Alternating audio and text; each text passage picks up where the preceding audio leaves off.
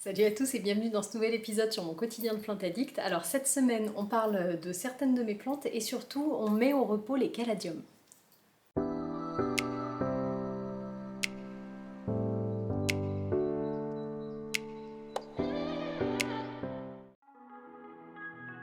Alors on commence ce vlog dimanche dernier avec notre petite balade de la semaine. Donc je vous ai filmé les cinéraires maritimes. Vous savez, j'ai acheté ça la semaine dernière. Je vous ai montré ça chez Jardiland. Et donc c'est à cet endroit que je les avais vus. J'ai trouvé ça super beau.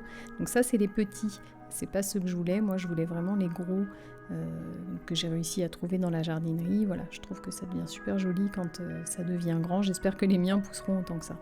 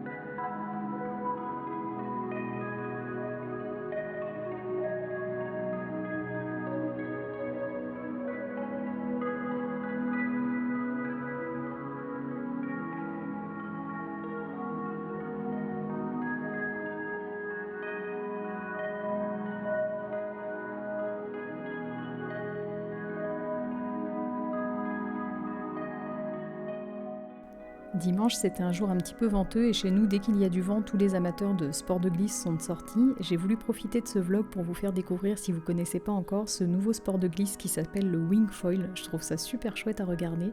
Donc en fait, voilà, ça se pratique avec une voile gonflable et puis une planche de surf équipée d'un espèce d'aileron. Donc c'est ça ce qui s'appelle le foil, c'est cette planche avec l'aileron. Et voilà, je trouve ça super chouette à regarder parce qu'on a vraiment l'impression qu'ils volent sur l'eau. À chaque fois que je les croise, ça m'interpelle et je me suis dit que c'était l'occasion de vous les filmer.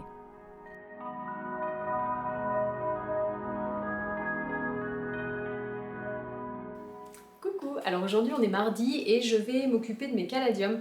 Alors je vous ai fait une série de vidéos concernant les caladiums cette année avec une première partie sur la plantation des bulbes de caladium, une deuxième partie sur l'entretien et je prévoyais de faire une troisième partie avec la mise en dormance.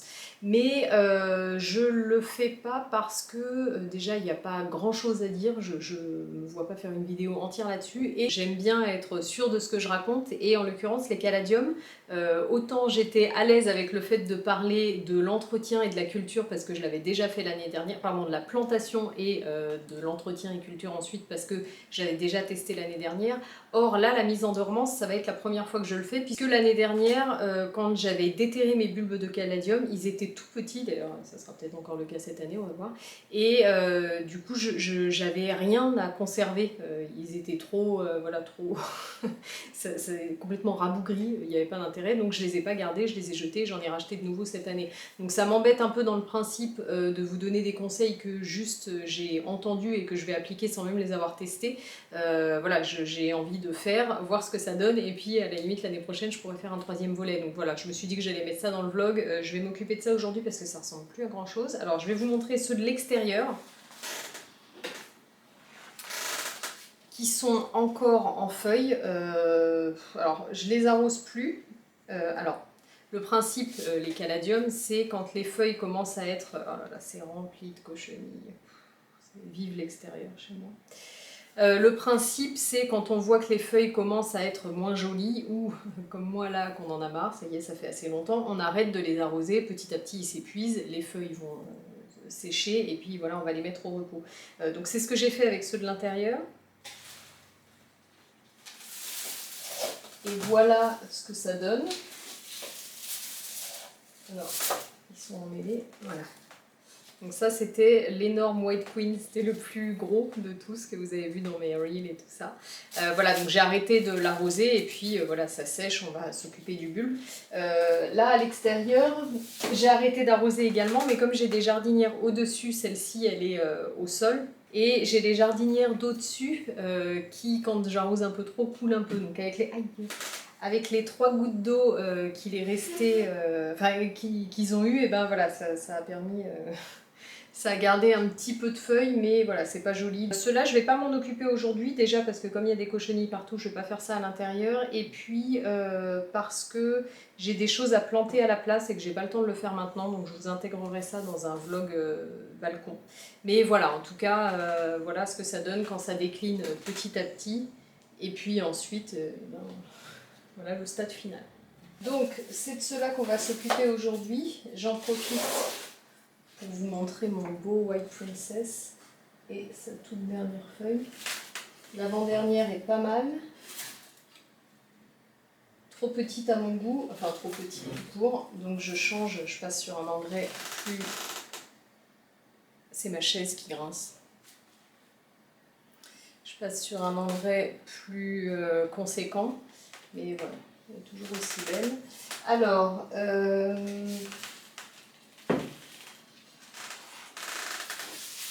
donc on va s'occuper d'eux, on va couper tout ça, on va les déterrer et puis on va voir l'état des bulbes. Bon, alors, moi j'aime pas trop mettre les doigts dans la terre, je suis plante addict mais je suis pas terre addict. Mais là je vais quand même faire comme ça parce que je voudrais être sûre de sentir les bulbes.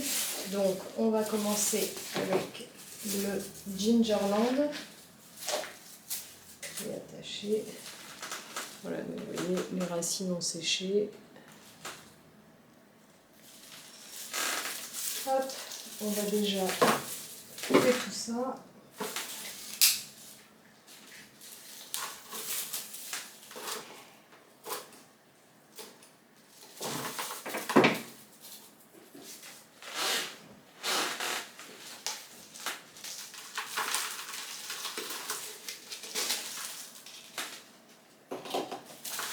Oh je suis pas terre addict, elle a dit. Voilà. Oh là là. Bon.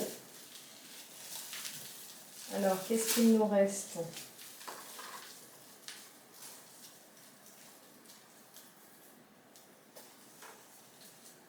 Eh ben, pas grand chose. Oh, oui, c'est la même chose que quand je l'ai eu.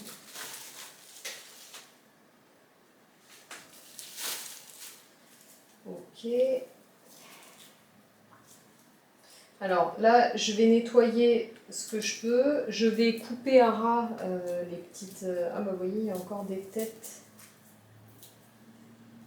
qui ont l'air plutôt actives. Hein. Donc j'enlève les anciennes tiges qui étaient séchées. Et puis voilà. Et puis après, ben, je pensais pas avoir besoin de les laisser sécher comme ceux de dehors, mais je vais quand même le faire. Je vais les laisser sécher un jour ou deux au soleil. Et puis ensuite, je les rangerai dans des papiers craft, des sachets craft. Alors moi j'ai gardé ceux que j'avais, ceux dans lesquels ils étaient quand je les ai reçus, je vais vous montrer. Voilà, j'ai gardé, alors ça c'est les sachets de mes dahlias que j'avais commandé chez Farmer Gracie, mais j'ai aussi les sachets des caladiums que j'avais commandé un petit peu partout cette année. Je vais faire différents tests. Chez Farmer Gracie, quand on les reçoit, ils sont dans des comme des copeaux. Et puis ailleurs, je me souviens plus. Je sais aussi qu'on peut les mettre dans de la perlite, donc moi je vais les mettre, je vais en mettre tout seul, je vais en mettre avec de la perlite et puis voilà, on verra, on se donne rendez-vous au printemps prochain et puis on verra dans quel état ça sera. Mon seul problème, alors en fait ce qu'il faut faire, c'est de la théorie, hein, parce que moi c'est pas encore expérimenté, c'est les mettre, les conserver dans un... faire en sorte que ça reste au sec. Donc d'où les sachets craft, parce que les sachets en plastique, le problème c'est que, alors à moins de mettre vraiment beaucoup de perlite, mais moi je doute quand même un peu du fait de les mettre dans des sachets zippés, ça me fait un peu peur, donc moi je vais tester là-dedans. Ce qu'il faut en tout cas, c'est les entreposer dans un endroit qui soit vraiment sec. Moi, c'est pas du tout le cas de ma cave, donc je vais les stocker chez ma maman, qui a un garage qui est sec. Voilà, faut que ce soit dans un endroit sec, frais et dans le noir pour pas que ça reparte tout seul. Et puis, bah voilà, on les ressortira dès que les chaleurs reviennent au printemps prochain. Voilà, donc là on est pas mal. Vous voyez, bien nettoyé.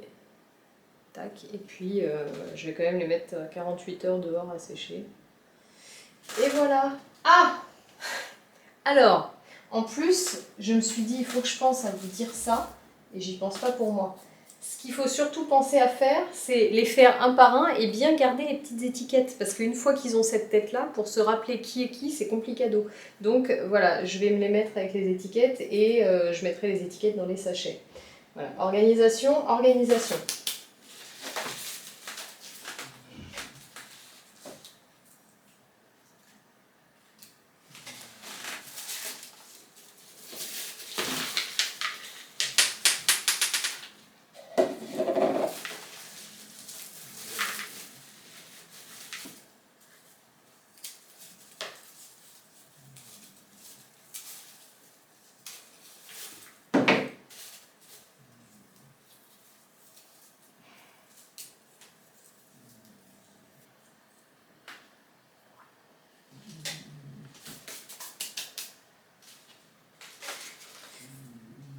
Bon, et ben voilà, je vais installer tout ça dehors avec les étiquettes. Et puis, et ben voilà, puis je vous l'ai déjà dit, dans 48 heures, je les mettrai dans des petits paquets. Voilà, voilà.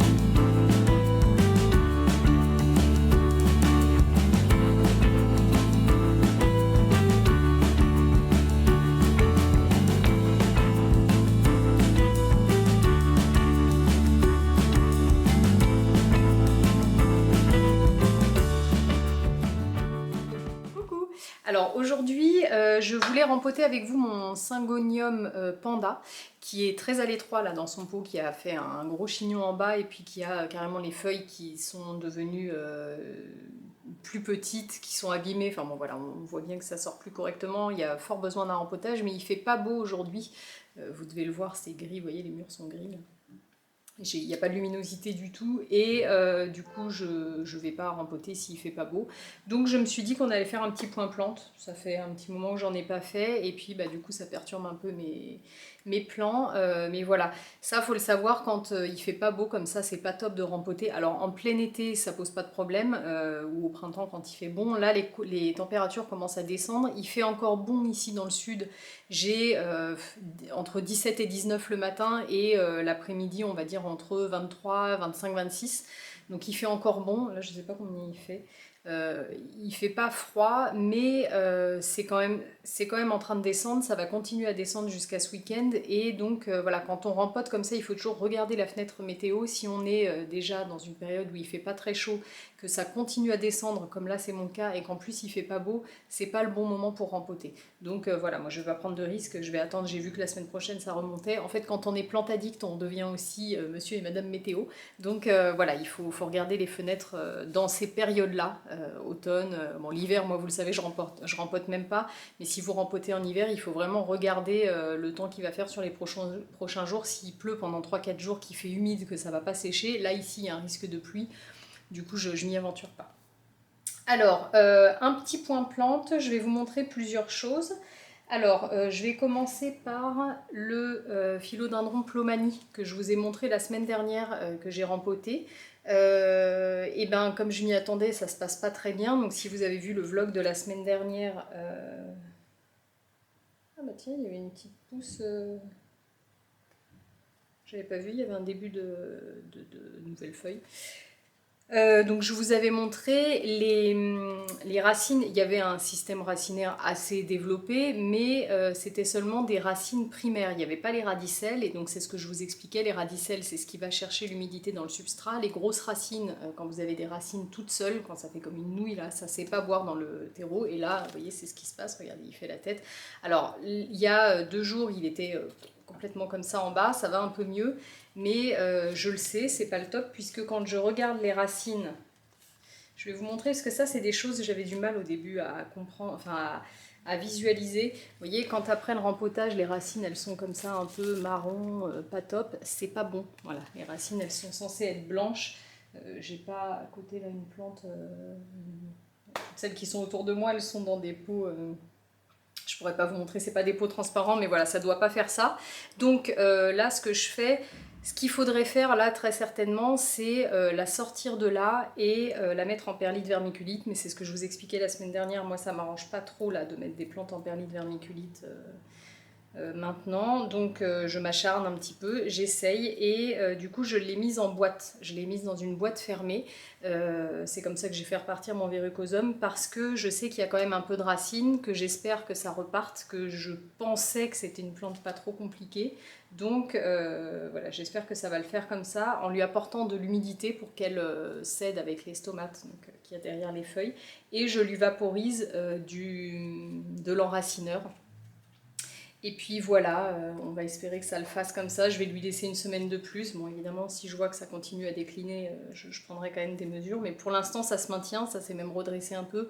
Donc voilà, je lui laisse le temps un peu de voir. Forcément, s'il y avait un peu plus de lumière, ça nous arrangerait. Mais c'est pas le cas, donc voilà, voilà. On croise les doigts pour l'instant pour le Plumani. Ensuite, pour continuer sur les nouvelles pas top, voilà ce qui reste de mon Spathiphyllum Diamond. Ah, Sofiane, si tu passes par là, tu vas avoir mal au cœur. Donc ça, c'est un cadeau que m'avait fait un plan de copain, Sofiane, du compte SG Galliano, je crois. Qui avait, je pense, à peu près ça de feuilles quand il est arrivé, qui en avait 3 fois plus avant l'été. Et puis, eh ben, je sais pas trop ce qui s'est passé. Il a eu des trips. Oui, c'est ça. Non, il n'a pas eu de trips, lui. Non, non, je dis des bêtises, il n'a pas eu de trips, il a juste manqué d'eau. Alors le Spathiphyllum, c'est quand même une plante qui résiste bien, parce que moi, mon gros Spathiphyllum, là en été, il a souffert et ça va quand même, mais lui, je pense qu'il n'avait pas assez de réserve. Pourtant, vraiment, il avait triplé de volume, je l'avais déjà rempoté 2 fois, c'était canon. Bon, bref. Alors, lui, je l'ai fait re-raciner en eau. Je vous en avais parlé d'ailleurs, je pense que ça devait être sur Instagram ou ici sur YouTube, je sais plus, mais en tout cas, je vous avais demandé ce que vous en pensiez. Vous m'aviez dit que ça racinait bien en eau, et effectivement, c'est ce que j'ai fait. J'aurais dû vous le prendre en photo avant de le mettre comme ça. Donc, ça avait bien raciné, mais ça me sortait de longues racines sans radicelles. Donc là, je me suis dit, ça fait trop longtemps, il va pas développer de radicelles en eau. Il y a des plantes qui finissent par développer les radicelles en eau, notamment les Monstera variegata, les Monstera deliciosa, pardon, classiques. J'imagine que la variegata, c'est pareil. Ça fonctionne bien, mais là ça n'a pas fonctionné. Et puis bah, c'est pareil, moi les techniques de bouturage en fonction des saisons, maintenant avant je faisais tout en perlite vermiculite, et maintenant en fonction des saisons, quand il fait beau l'été, qu'il fait chaud, ici j'ai une super lumière, et ben, je mets en eau et ça se passe très bien. Là pour l'automne-hiver ça va pas le faire, et puis surtout voilà, je vois que ça n'évolue pas, donc je l'ai passé en perlite vermiculite. Est-ce que je vais réussir à le sortir? Oui. Hop. Et donc, vous voyez, j'avais juste des grosses racines comme ça. Et puis bah, là, ça va me sortir doucement des radicelles. Et puis bah, on verra. Soit je le rempoterai en plein hiver, ce que j'aime pas faire. Soit je vais rester comme ça jusqu'au printemps. Je sais pas, on va voir. Enfin, en tout cas, voilà, il a atterri là-dedans. C'est une jolie plante, ça. C'est un Spathiphyllum qui a des belles variegations. Mais bon, là, vous voyez, il a souffert de trop de sécheresse cet été. Voilà, donc le Spathiphyllum, bon il va repartir, hein, mais c'est vrai que c'est un peu dommage d'en être arrivé là. Bon voilà pour les mauvaises nouvelles. Ensuite on passe sur du positif. Alors je vais vous montrer un petit Hoya trop mignon qui est dans sa petite cloche. C'est le Hoya serpens. Il est adorable. Alors, ça c'est Rachel, ma copine Rachel du compte Plantilili, Queen Oya, j'aurais tendance à dire, qui me l'a envoyé, donc d'Irlande. Et ça pousse, regardez-moi, c'est trop mignon. Donc tout ça c'est la nouvelle partie. Je sais pas si à la caméra vous le voyez, c'est tout velu. J'ai même l'impression que ça fait pas le focus. J'espère que vous voyez bien. Ah, c'est adorable. Vraiment, il est trop mignon. Donc voilà, je suis contente, ça pousse. Alors en plus, c'est pas une petite victoire parce que c'est un Oya qu'elle m'a envoyé raciné. Et bon, si vous suivez la chaîne, vous le savez, je suis pas à l'aise moi avec les Ouya racinés à l'envoi. J'ai plus tendance à acheter ou à me faire offrir par les copains-copines des cuttings que je fais raciner. Et puis là, bah, elle m'a envoyé les deux. Tiens, d'ailleurs, je vais aller vous chercher après le cutting. Elle m'a envoyé les deux et celui-ci a eu l'air de tenir bon. Donc je suis trop contente. Mais du coup, voilà, je l'ai mis comme ça en cloche pour lui apporter de l'humidité. Et maintenant, j'ose plus le sortir. C'est pour ça que j'aime pas trop faire ça. Mais bon, là, il est trop mignon. Tant pis, je lui fais une petite cloche. Donc et ben maintenant il a dépassé son bocal et du coup je me suis dit c'est le bon moment pour le sortir, mais d'un autre côté j'ai peur qu'il aille pas bien. Hop, je n'ai remis une dessus. Donc voilà, il est dans sa petite cloche mais il est trop mignon. Je vais aller vous chercher le cutting qu'elle m'avait mis avec. Il est là-dedans. Alors, est-ce que vous allez voir? Oui, là. Vous voyez? Du coup, parce que l'ouvrir ça va pas servir à grand chose. Je peux pas trop le pencher pour vous montrer, mais voilà, c'est... Oui, ça racine, il y a des petites racines toutes velues, mais je pourrais pas vous montrer comme ça. Mais bon, voilà, en tout cas, je l'ai mis dans de la sphaigne, c'est fermé, c'est collé à la fenêtre, et ça a très bien raciné. Pour l'instant, ça pousse pas. C'est où le bout? Là, non. Pour l'instant, ça pousse pas, mais voilà, c'est bien raciné. C'est parti, donc on est content. Ah oui, et j'ai mis de la perlite au fond. Je fais souvent ça. Impeccable. Donc voilà pour le petit serpent. Et ensuite, ah oui, ensuite je vous en montre deux grosses. Alors, la première, la voici. Donc c'est mon... Alors je crois que c'est Epipremnum le nom, en tout cas c'est Amplissimum Silver Stripe, ça c'est sûr. Que Joao m'avait offert cet été, enfin avant l'été, que vous avez vu. Et regardez, qui a bien poussé. Ici on a les nouvelles feuilles. Donc je l'ai tutoré, je l'ai rempoté, ça se passe bien. Lui vraiment, il est facile, il est beau. Alors les nouvelles feuilles sont moins grosses que les anciennes, donc je ne sais pas s'il manque d'engrais ou si c'est le temps qui se réinstalle parce qu'il a été coupé, donc il a refait tout son système racinaire. On va voir, mais en tout cas je le trouve super beau. Vous voyez les feuilles comme elles sont longues, argentées. J'adore. Donc lui facile, hein. Je l'ai mis en arracé intermédiaire, je l'ai tutoré. Il a stagné pendant un temps, et puis là ça y est, je pense que c'était juste le temps que les racines s'installent. Il n'est pas très proche de la fenêtre, il est à, je pense, 4 mètres. Ah bah tiens, d'ailleurs c'est peut-être pour ça qu'il a des feuilles plus petites, peut-être que chez Joao il était plus mieux exposé. Enfin voilà, c'est un simple satisfaisant, je l'aime d'amour. Et en plus il est trop beau. Et pour finir, je voulais vous montrer mon philo Red Sun. Alors, celui-ci, on a mis du temps à se comprendre tous les deux parce que, en fait, il avait besoin de plus de nutriments que ce que je lui donnais. Alors, je pense. Là, je vous fais une conclusion, je pense un petit peu trop hâtive. Je vous referai un point d'ici un bon mois. Ah, j'en ai encore une qui arrive là, super. Je vous explique. Donc celui-ci, je l'ai acheté, il avait des belles feuilles oranges comme ça, magnifiques. Et en fait, alors, les feuilles restent pas comme ça. Hein. C'est les nouvelles feuilles et d'ailleurs, elles peuvent même être plus rouge orangées que ça encore.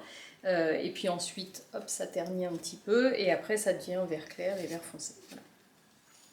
Et puis plus ça allait, plus les nouvelles feuilles étaient verdissantes, c'était moins coloré, elles étaient plus petites, enfin bon, c'était pas l'éclate. Et puis un jour je suis allée chez ma belle-sœur, on l'avait acheté en même temps, j'en avais pris un et le sien il est rouge, les feuilles quand elles sortent elles sont rouges et je me suis dit non mais là il y a un problème.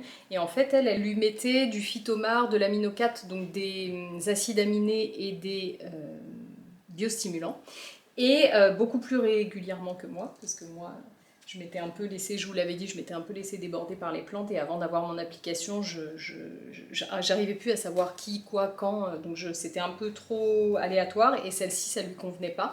Et alors j'ai fait deux choses. Je lui ai apporté, c'est lourd, je lui ai apporté de manière beaucoup plus régulière des biostimulants, et je l'ai changé de place. Donc c'est pour ça que je vous dis, ma conclusion est peut-être un petit peu hâtive, parce que là j'aurais tendance à vous dire, bon bah voilà, en fait elle manquait de nutriments et puis ça s'est arrangé. Mais je l'avais rapproché, je l'avais mis dans ma cuisine très proche de la fenêtre, et puis finalement j'ai réorganisé encore le coin plante et je l'ai enlevé de la cuisine, je l'ai remis là où elle était avant. Et c'est ça que j'arrive pas à savoir. Je sais pas si elle manquait parce que celle de ma belle-sœur est collée à sa baie vitrée. Donc je sais pas si c'était juste les apports qui n'étaient pas suffisants, ou si c'était la lumière, ou si c'était les deux. Donc on va voir, je me suis dit en plus c'est dommage d'avoir fait les deux en même temps. Donc là je l'ai remise à la place où elle était, ça doit faire un mois je pense qu'elle est revenue à cette place-là, et elle continue à me sortir des feuilles, vous voyez, quand même bien orange. Donc je pense qu'avec les produits ça suffit, mais on va voir, si je vois que ça recommence, et ben, je la mettrai plus proche de la fenêtre et je pourrai vous faire une conclusion plus certaine. Mais voilà, en tout cas il est bien reparti, il est super beau. Voilà pour mon petit point plante, je vous ai tout montré, oui, voilà pour mon petit point plante de la semaine.